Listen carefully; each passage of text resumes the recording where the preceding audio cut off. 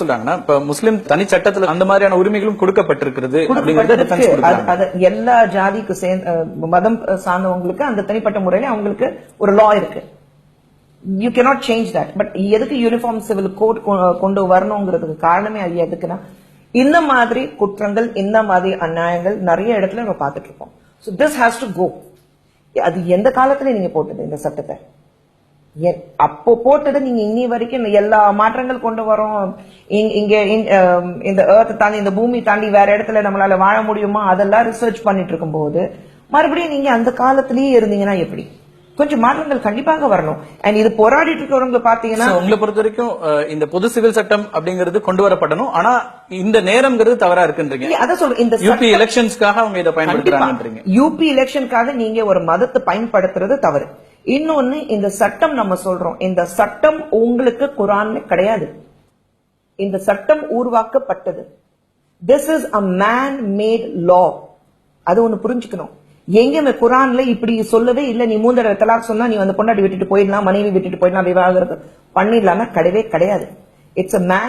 அது உடனே நடக்கிற ப்ராசஸும் இல்ல. அதுக்கு பிறகு ஒரு ப்ராசஸ்ல நடக்குது. முதல் முறை சொன்ன பிறகு 30 நாட்கள், அதுக்கு பிறகு எல்லாம் இருந்து அந்த நடைமுறையில தான் இது வருது. ஒரேடியா நம்ம வெளியில இருக்கிற அந்த நம்பிக்கை 3 முறை சொல்லி உடனடியே அப்படி பண்ணிட முடியாது. ஆனா இப்ப பிரச்சனைகள் எதுக்கு இருக்கு? ஒரு பெண்ணுக்கு ஒரு லெட்டர் அனுப்பிச்சிட்டாங்க, 3 தடவை அதுல தலாக் எழுதிருக்கு, அதனால நீ மனைவி கிடையாது, நான் உனக்கு விவாகரத்து பண்ணிட்டேன். இல்ல போன்ல வந்து நான் விவாகரத்து பண்ணிட்டேன், இல்ல வாட்ஸ்அப் அனுப்பிச்சிட்டேன், அதனால நீ மனைவி கிடையாது. பிரச்சனைகள் அதுதான் இருக்கு. மிஸ்யூசிங் ஆஃப் சர்டன் லாஸ் இருக்கு, அதுதான் பிரச்சனை. அதே போல இன்னொரு முக்கியமான விஷயமும் இவங்க சொல்றது என்னன்னா, ஏன் பொது சிவில் சட்டம் வேணும்னு இன்னைக்கு மத்திய சட்ட ஆணையமோ இல்ல மத்திய அமைச்சர்களோ சொல்றதுல, இந்த பாலிகாமி அப்படின்னு சொல்ல வர பலதார மனம் அப்படிங்கறதும் இன்னைக்கு இருக்குது. இதுவும் பெண்களுக்கு எதிரானதாக இருக்கிறது, பெண்களுக்கான உரிமைகளை மறுப்பதாக இருக்கிறது அப்படிங்கிற ஒரு பார்வை முன்வைக்கப்படுது. நீங்க எப்படி பாக்குறீங்க? பாலிகாமி எல்லா இடத்துலயும் இருக்கு. ஒரு குறிப்பிட்ட இந்த மதத்துல தான் இருக்குங்கிறது சொல்ல முடியாது.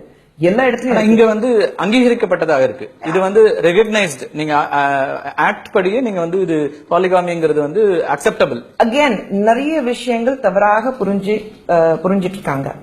பாலிகாமி சொல்லும் போது 4 மனைவிகள் நீங்க வச்சிருக்கலாம்னா ஒரு மதத்துல சொல்லும் போது அதுக்கு பல காரணங்கள் கொடுத்திருக்கிறாங்க. ஒருவேளை முதல் மனைவி உங்களுக்கு குழந்தை தர முடியல, அதனாலதான் இருக்கலாம். இல்ல உங்களுடைய மனைவிக்கு உடல்நிலை சரியா இல்ல, அது இருக்கலாம். பல ரீசன்ஸ். அதுவும் நீங்க சொன்னீங்க பாருங்க, தலாக் வந்து அதுக்கு ப்ராசஸ் இருக்கு. அதே மாதிரி இதுக்கு ப்ராசஸ் இருக்கு. இது அது சொல்றாங்க. இப்ப வந்து எத்தனை மனைவிகள் இருந்தாலும் அத்தனை பேருக்கும் சொத்துல வந்து உரிய பங்கு இருக்கணும், அவர்களுடைய நலன் காக்கப்படணும். இதெல்லாம் இருந்தாலும் கூட பலதார மனம் அப்படிங்கிற ஒரு விஷயத்தை நம்ம வந்து சரின்னு சொல்ல முடியும்? சரி கிடையாது, சரி கிடையவே கிடையாது. எந்த லா, நம்ம பேசிக் கான்ஸ்டிடியூஷனல் லாவே நீங்க எடுத்து பாத்தீங்கன்னா, முதல் மனைவி உயிரோட இருக்கும் போது இன்னொரு மனைவி இன்னொரு பெண்ணை நீ கல்யாணம் பண்ணிக்கிட்டா, திருமணம் செய்துட்டா, that's known as what else you name it. அது சட்ட ரீதியாக சரி வருமா? வராது. இல்ல, இது முஸ்லிம் தனிச்சட்டத்துல சட்ட ரீதியாக ஏற்கப்படுகிறது, சரின்னு ஒத்துக்கொள்ளப்படுகிற விஷயமா மேன்மேட் லா. நம்ம கான்ஸ்டிடியூஷனல் லாஸே மேன்மேட் தான். ஒரு தனிப்பட்ட ஒரு மதத்திலே ஒரு லா இருந்தாலும் இட்ஸ் மேன்மேட் லா. இன்னைக்கு அதை மாத்த வேண்டாம் சில நபர்கள் சொல்லிட்டு இருக்காங்கன்னா, அதுக்கு ஒரே காரணம் பெட்ரியாக்கி ஆட்டிடியூட். இல்லை, இதுதான் சட்டம், இதுதான் அது மேன்மேட். நீ இப்போ இது எதிர்த்து போராடுறவங்களும் அதே மைனாரிட்டி மதத்தை சார்ந்தவங்க தான். அதுலயே முக்காவாசி பேர் இது இருக்க கூடாதுன்னு சொல்றாங்க. ஆனா சில பேர் அது புலிவால் பிடிச்ச மாதிரி உட்கார்ந்துட்டு இருக்காங்க. இது விட்டோம்னா நம்ம கையில இருந்து பவர் போயிடும், நமக்கு எதுவுமே இருக்காது, அப்ப நம்ம என்ன எதை வச்சுட்டு நம்மளால வந்து ஒரு பவர் காட்ட முடியும்?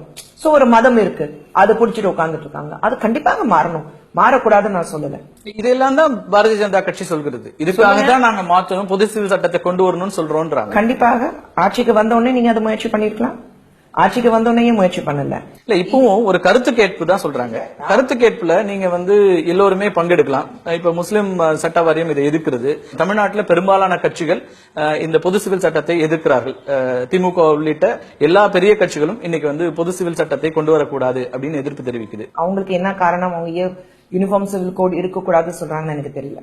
பட் மாற்றங்கள் கண்டிப்பாக தேவை, அதை எல்லாரும் எதிர்க்க. காங்கிரஸ்லயுமே திருநாவுக்கரசர் உள்ளிட்ட தலைவர்கள் சொல்லியிருக்காங்க, பொது சிவில் சட்டத்தை நாங்க ஏற்க மாட்டோம், எதிர்ப்போம் இருக்காங்க. ஏன்னா இங்கிருந்து இஸ்லாமிய அமைப்பு